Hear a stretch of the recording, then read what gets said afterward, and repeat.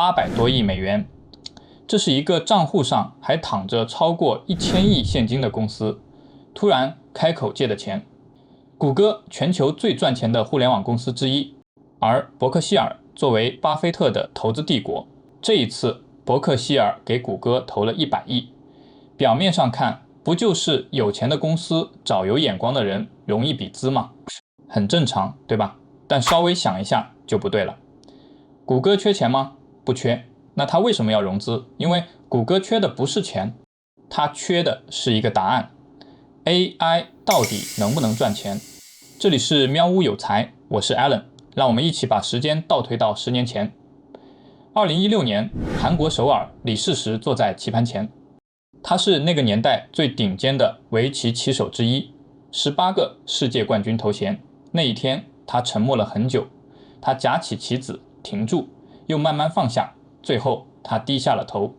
这局他输了，赢他的是谷歌 DeepMind 做出来的 AlphaGo， 全世界都在欢呼，人工智能赢了人类。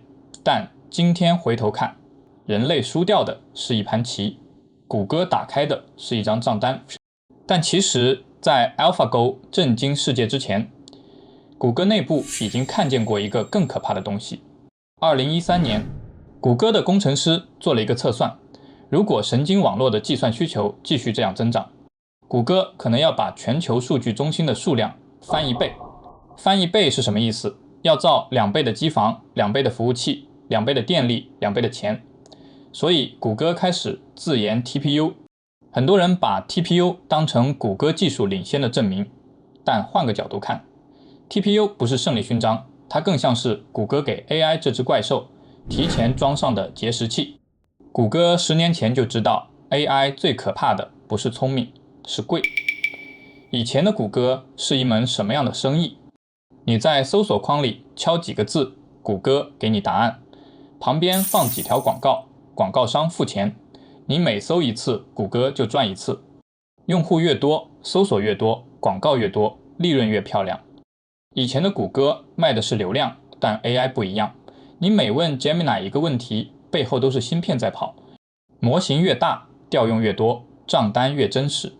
谷歌不是没钱，是 AI 把它从印钞机变成了建设工地。以前卖流量，现在买算力，这和你以前理解的互联网生意完全相反。以前的互联网是规模越大，边际成本越低。AI 时代的互联网是规模越大，算力账单越大。看一组数字，2022年谷歌的资本开支是310亿美元，2023年320亿，2024年涨到了450亿，2025年750亿，而2026年预估1800亿到1900亿美元。这不是增长，这是爆炸，5年翻了6倍。而且不止谷歌，微软今年也在 AI 基建上投了800亿，每一家科技巨头都在往这个洞里扔钱。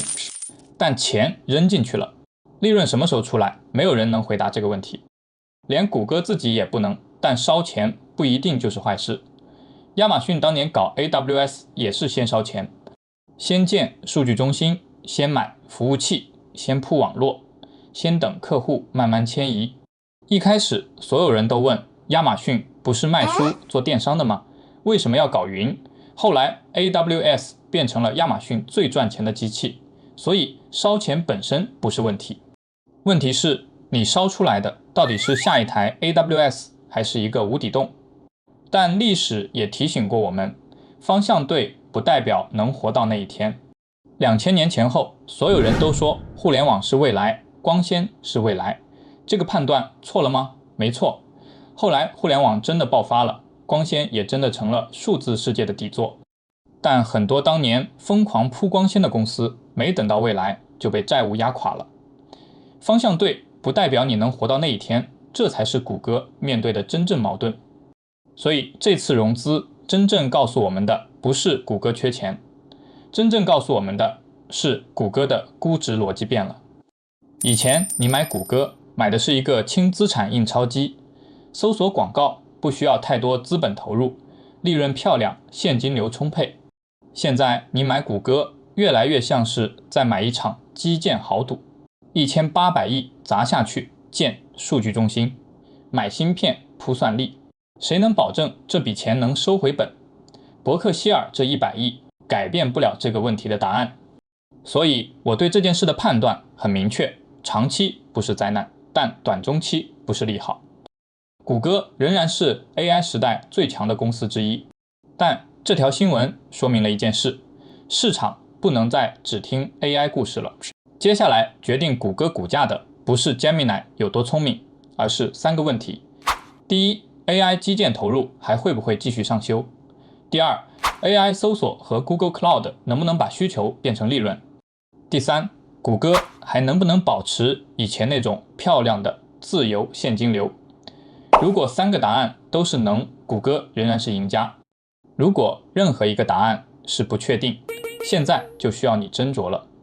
10年前，首尔的一间棋室里， AI 在复杂的围棋中赢了人类，没有人知道那场棋意味着什么。而今天 AI 的那份账单终于到了。好了，以上就是本期的全部内容。